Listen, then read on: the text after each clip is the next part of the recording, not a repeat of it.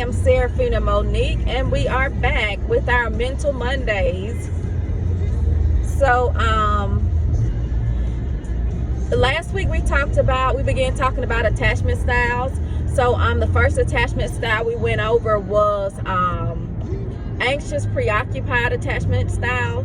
Okay, and we just went over like what caused it and how to recognize it. Okay, so today we're going to go over how to heal from it.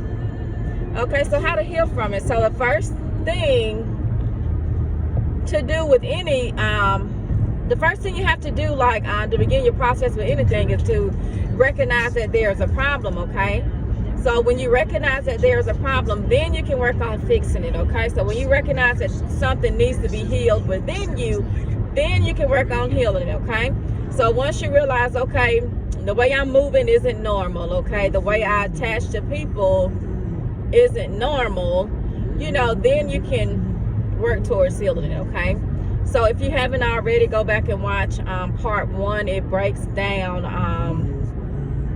what to look for in people that has this attachment style. Okay, so basically it stems from childhood abandonment, neglect, or emotional neglect. Okay, childhood abandonment, abuse, neglect, or emotional neglect. Okay, so because they wasn't cared for consistently, they created this anxious, preoccupied attachment style. Okay, so they formed that anxious, preoccupied attachment style because their caregiver was inconsistent in coming through for them. Okay, so whenever they needed maybe emotional support or just needing someone there, it may have been maybe sometimes they were able to, and I'm sorry about this glare, you guys. Okay, so sometimes they their caregiver came through, and then other times they didn't. Okay, so these inconsistencies made them understand that I can't rely on them. So if I go to them, I may or may not get my needs met. I may or may not get my emotional needs met. So I can't attach to that because it's not consistent. Okay, so again, it's a lot. So I just encourage you guys to go back and watch the other video, the part 1. Okay, so again, begin healing from it. You have to recognize that there is a problem. And whenever you recognize there is a problem, then, and this is a whole process, you guys, this is a whole process on it. So then you have to trace it back to what initially caused it. Okay, so I had to trace, because this was, I shared with you guys, this was my attachment style that I had, but I've been working on it and I'm healing from it, and now I'm at a more secure attachment style. Okay, so again, and most of us, it reaches you have to reach back to your childhood and understand why, the whys to your whats. You have to reach back to your childhood and understand it to understand it. Okay, and so with me, I was reading something and it said this attachment style is found a lot, especially in foster children. Okay, and if you don't know, I was a foster child. I've been in foster care since the age of 5. Well, I was in foster care from age 5 to 18. Okay, so I've read somewhere where it said this attachment style is more common in foster children, and reason being is because maybe their caregiver didn't connect to them emotionally. Okay, on a consistently. They didn't consistently meet their emotional needs. Okay, so and then once you recognize what it is, well, let me tell you about me, honey. Once I recognize the whys, okay, I recognize why, but then I still needed to dig deeper, honey. I still had to dig deeper, and I had to figure out, I had to pinpoint the why I was reaching to people to fill this specific void that was within me. Okay, so, and I didn't realize that I needed to pinpoint it until I wanted to heal from it. Okay, because it was like, I know I want to heal from it, but every once in a while I'll reach back to this, and I know it's something I don't need to be doing, but I don't know why I do it. But I just know that with me, some level, like when it comes to my emotions, something on the inside of me is just like, I just need that. But then me myself, I'm like, well, why do I need this? Why do I keep reaching to this? Okay, so you're gonna have to figure out, although it's rooted in emotional in childhood trauma, you're still gonna have to pinpoint the reason why you are reaching to what you are reaching to fill those voids. You're gonna have to pinpoint what void you're trying to fill, is what I'm saying. And so, you guys, it was a whole process for me. It was a whole process. So when I tell you I failed, I reached back to those voids. I mean, I could go like maybe a couple of weeks or sometimes longer than that, but then I still have to go back and reach back to that void. But after I reached back to what I was reaching back to fill that void, I was like, I remember I was in bed one night, and it was 2 or 3 o'clock in the morning, honey. I'm just in bed. I was crying because I was like, I don't want to keep reaching to what I'm reaching to fill this void. So I remember just laying in the bed crying, and I just started praying. I was like, Lord, why do I keep reaching to this, knowing, you know, it's not good for me, or knowing that I don't want to reach to it. So it's like, why do I reach to it? Okay, so you guys, I was sitting there bawling. Well, I was laying there bawling, and then the Holy Spirit spoke to me, and it just pinpointed it right on the head. Okay, and it just pinpointed it right on the head, and it was like, oh, well, for me, it was like, oh, that makes sense. And it was like, because you didn't get this when you were growing up, you didn't get this in your childhood. And then I was like, oh, that makes so much sense. Okay, and so once that was revealed to me, then I can begin working on it. Then I can invite my Father in to fill that specific void. Okay, because until I knew exactly what void I needed to fill, I didn't know what to really pray for, and I didn't know what to really ask God to come in and fill within me. Okay, but since I knew this is why you reach to that, since I began figuring out the whys to my whats, when I began figuring out why I was doing what I was doing, then I can work on that why, and I can bring my Father in and allow him to fill that void, so that I can begin healing. Okay, and so that whenever I feel the need to get that void met by someone else, I knew, you know, it's not what I wanted to do, so I could go to my Father, honey, because I know what I'm missing, you know. So I just encourage you, honey, like this journey, it's gonna take God, honey.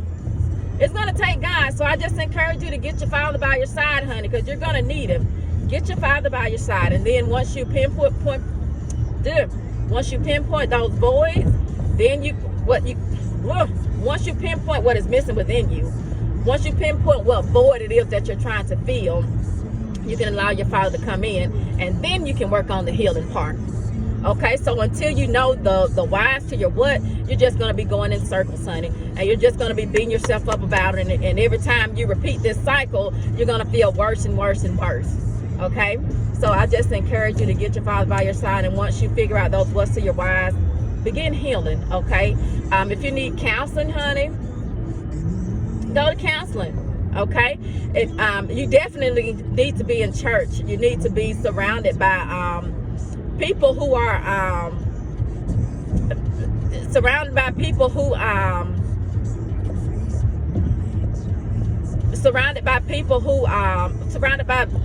Christians. Okay, surrounded by positive people. Okay, surrounded by positive people. And I just encourage you to journal, honey, and again, allow your Father to come in and fill those voids. Okay, and begin healing, you guys. Work on that healing begin that healing process. So I had to go on the whole self-love journey, honey.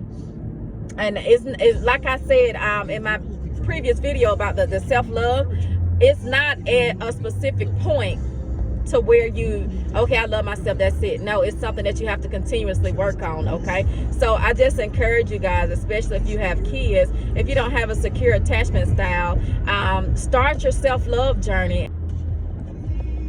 Okay, so if you're not a member of Young, Wise, and Free, it's a group on Facebook. I suggest that you join that group, you guys. Join that group. And it's very important because she is Shakita Lee. I'm not sure what her she's married now, so I'm not sure what her last name is now, but she's going over soul care, and that plays a big part in your healing journey. So I recommend that you join that group, follow that group, okay? A lot of interesting things. Okay, so begin healing, honey. And again, it's a whole process, honey. It's not a one and done. It's a whole process. But you want to take that journey. It's important that you take the journey because especially if you have children, you guys, that attachment style that you have, if you don't know it's something to fix, it's going to transfer to your kids, because you're going to raise them the way you were raised, and it's going to transfer to your kids, okay? So if you don't know how to properly love yourself, you're not going to know how to properly love your children. Or if you wasn't taught how to process your emotions, you're not going to know how to teach your children to process their emotions, okay? If you don't know how to form a secure attachment style within yourself, then you're not going to know how to teach your children to form a secure attachment style. You won't know how to be there for your children in order for them to have a secure attachment style. So I just really encourage you to work on yourself, honey. Work on yourself. Even if you're in a relationship, honey, start that journey. Start that journey. And if you're single, honey, even better. Start that journey, okay? Because when you are ready to get into a relationship, you will have a secure attachment style, so you'll be your own person, okay? So you won't just get lost in that relationship. You won't lose yourself in that relationship, okay? So you won't end up being a burden to your partner. So you'll be whole, and then you'll attract a whole person. So then you can enjoy that relationship, and you can get the full benefits of being in a healthy relationship. So a healthy relationship is something that everyone should aim to have, okay? Everyone deserves to experience a healthy relationship and to be loved in a healthy way, okay? But in order for you to be in a healthy relationship, you need to, in a healthy relationship, you need to know how to be single, honey. You need to know how to be single. So that I read somewhere, that's the key to a healthy relationship is knowing how to be single. Okay, so if you know how to be single, then once you get into a relationship, But again, I just encourage you guys to start your journeys, honey. Start your journeys. It's worth it. It's worth it. Start your journey, and even if you fall, honey, get back up. We're not gonna get it right all the time, child. I've been on this journey, I don't know how long, and I done failed so many times. But I got, I had to get back up, honey. I had no choice but to. Okay, I didn't have a choice but to, because it's not just me. Okay, and because I want to, whenever it's time for me to get in a relationship, I want to be in a relationship with someone that has a secure attachment style, because I deserve, honey. I deserve to be with someone that loves me properly, okay? I refuse to get into a relationship with somebody, I refuse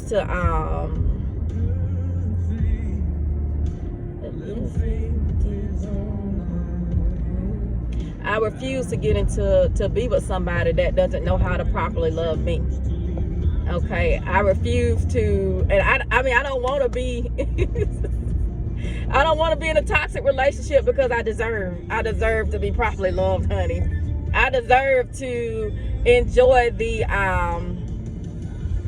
to understand the to enjoy a healthy relationship. You know what I'm saying? And you deserve it too, sweetheart. You deserve it too. So I just encourage you to go on this journey, work on your singleness, know how to be single. When you know how to be single, then you'll know how to be in a relationship, okay? So work on yourself, work on that, okay? And you deserve to be happy. You deserve to be loved properly. And if you have children, honey, your children deserve to have parents that knows how to tend to their emotional needs properly, so that they don't form any unhealthy attachment styles, okay? So that is it for today, you guys. I pray that something was said to help you guys along the way. So next week, I think we're going to go over, I think it's avoidant dismissive attachment style. We're going to go over that, okay?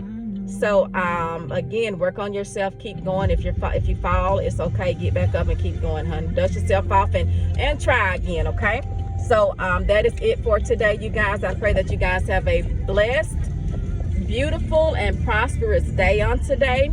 You guys enjoy this day. I'm Serafina Monique. Be blessed and be a blessing.